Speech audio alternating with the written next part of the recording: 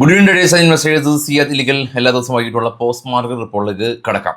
ഇന്ന് പ്രീ മാർക്കറ്റിന് വരാൻ പറ്റിയില്ല. ഇന്നലെ ഫൈനൽ കണ്ടു, നിങ്ങൾ എല്ലാ ആൾക്കാരും കണ്ടു എന്ന് വിചാരിക്കുന്നു. അപ്പോൾ അതുകൊണ്ട് തന്നെ രാവിലെ വരാനായിട്ട് സാധിച്ചില്ല.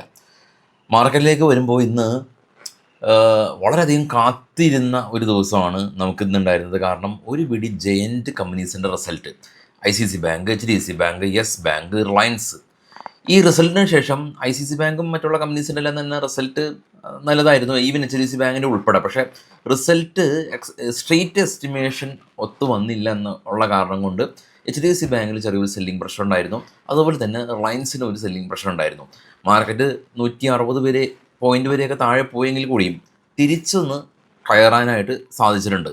ഇന്ന് മാർക്കറ്റിനെ തിരിച്ച് കയറാനായിട്ട് ഹെൽപ്പ് ചെയ്തത് മറ്റാരുമല്ല, trend, power grid, Nestle, NTPC, Bharat Airtel തുടങ്ങിയ കമ്പനീസാണ്.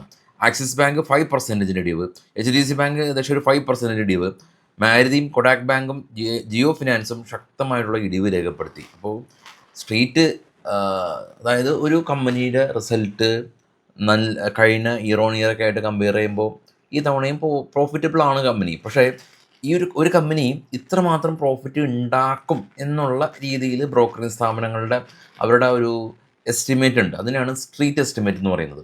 അപ്പോൾ ആ ഒരു എസ്റ്റിമേറ്റ് ഒത്ത് എസ്പെഷ്യലി CNBC പോലെയുള്ള കമ്പനീസ്, ന്യൂസ് ചാനൽസ് നടത്തുന്ന ആ ഒരു അവരുടെ എക്സ്പെക്റ്റേഷൻ അനുസരിച്ച് വരാത്തത് കൊണ്ടാണ് ഇത്ര സെല്ലിംഗ് പ്രഷർ കണ്ടത്.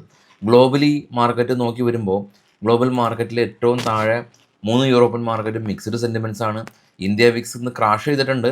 ജപ്പാൻ മാർക്കറ്റ് 4%, കൊറിയൻ മാർക്കറ്റ് 4% ഇടിവ് രേഖപ്പെടുത്തി. മുകളിലേക്ക് പോകുകയാണെങ്കിൽ നാസ്ഡാക്ക് ഫ്യൂച്ചറും ഡോ ഫ്യൂച്ചറും വളരെയധികം പോസിറ്റീവാണ്.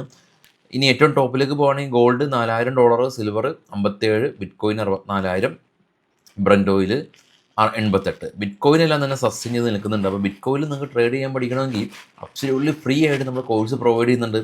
ഈ വീഡിയോയുടെ ഫസ്റ്റ് കമൻറ്റിൽ ഒരു ഗൂഗിൾ ഷീറ്റ് ഉണ്ട്, നിങ്ങളത് ഫില്ല് ചെയ്യുക, ഞങ്ങൾ മെസ്സേജ് അയക്കാം. അതിനുശേഷം നിങ്ങൾക്ക് ഫ്രീ ആയിട്ട് കോഴ്സ് പ്രൊവൈഡ് ചെയ്യാം. ബിറ്റ്കോയിനിൽ നമ്മൾ ട്രേഡ് ചെയ്യുന്നത് ഡെൽറ്റ എക്സ്ചേഞ്ച് എന്ന് പറയുന്ന ഇന്ത്യൻ ബ്രോക്കർ ഉപയോഗിച്ചാണ്. അതുകൊണ്ട് തന്നെ നമുക്ക് ITR ഫയൽ ചെയ്യാനായിട്ട് പറ്റും. ഓക്കെ, ഇനിയിപ്പോൾ ITR പറ്റി പറയുമ്പോൾ നമ്മൾ ഇന്നലെ സൂം മീറ്റ് ഉണ്ടായിരുന്നു. എത്ര പേര് ഇത് വന്നിട്ടുണ്ടെന്ന് എനിക്ക്, ഈ ന്യൂസ് കാണുന്ന എത്ര പേര് ഉണ്ടെന്ന് എനിക്കറിയില്ല. പക്ഷേ ആ സൂം മീറ്റിൽ നമ്മൾ ഈ ITR സംബന്ധിച്ചുള്ള എല്ലാ കാര്യങ്ങളും നമ്മൾ ഡിസ്കസ് ചെയ്തിട്ടുണ്ടായിരുന്നു. അപ്പോൾ ഇന്നലെ നടന്ന സൂം മീറ്റിൻ്റെ യൂട്യൂബ് വീഡിയോ ആയിട്ട് ഞാൻ ഈ വരുന്ന വെള്ളിയാഴ്ച ദിവസം ഇടാൻ ശ്രമിക്കാം.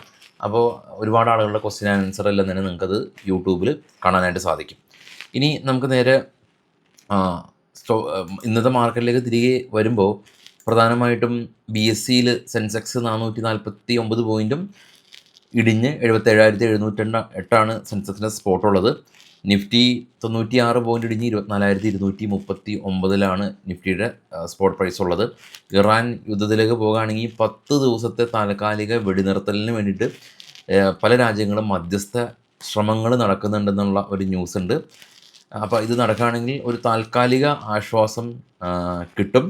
ക്രൂഡ് പ്രൈസ് സ്പൈക്ക് ചെയ്തു, അതാണ് നമുക്ക് ഇന്ത്യൻ മാർക്കറ്റ് വലിയ ഒരു പ്രശ്നങ്ങളുള്ളത്.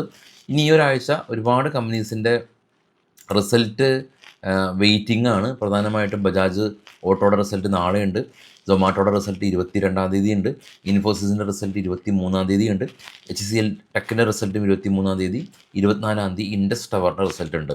ഗ്ലോബലി നോക്കുകയാണെങ്കിൽ അത്ര ഭീകരമായിട്ടുള്ള എക്കണോമിക് ഈവൻറ്റ് വരാനില്ല. ബുധനാഴ്ച ദിവസം നമുക്ക് crude oil inventories data US നിന്ന് വരുന്നുണ്ട്. ഇനി നേരെ സ്റ്റോക്കുകളുടെ കുറച്ച് വാർത്തകളിലേക്ക് പോകാം. ഇത് ബൈസൽ റെക്കമെൻഡേഷൻ അല്ല. ഏഷ്യ ബാങ്ക് നെറ്റ് പ്രോഫിറ്റ് 45% ഉയർന്നു. RVNL 359 കോടി രൂപയുടെ ഓർഡർ ലഭിച്ചു. VA ടെക് വെബാഗ് കമ്പനി ഇവർ പുതിയൊരു ഓർഡർ ലഭിച്ചിട്ടുണ്ട്, 600 കോടി രൂപയുടെ ഓർഡർ.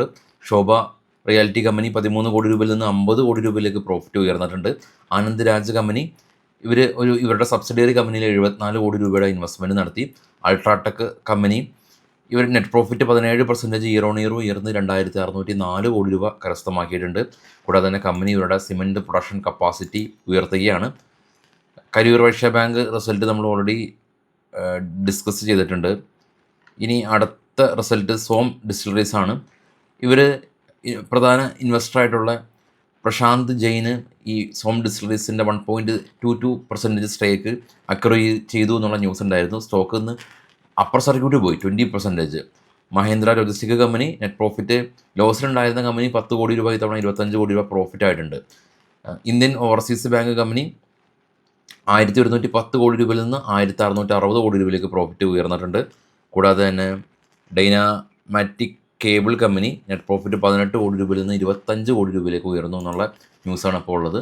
നമുക്ക് നാളെ രാവിലെ പ്രീ മാർക്കറ്റിൽ കാണാം. അപ്പോൾ ബിറ്റ് കോയിനിൽ ട്രേഡ് ചെയ്യാൻ പഠിക്കാൻ താല്പര്യമുള്ള ആളുകൾക്ക് ഗൂഗിൾ ഫോം ഫില്ല് ചെയ്യുക, നമ്മൾ കോൺടാക്റ്റ് ചെയ്യും. Thank you all.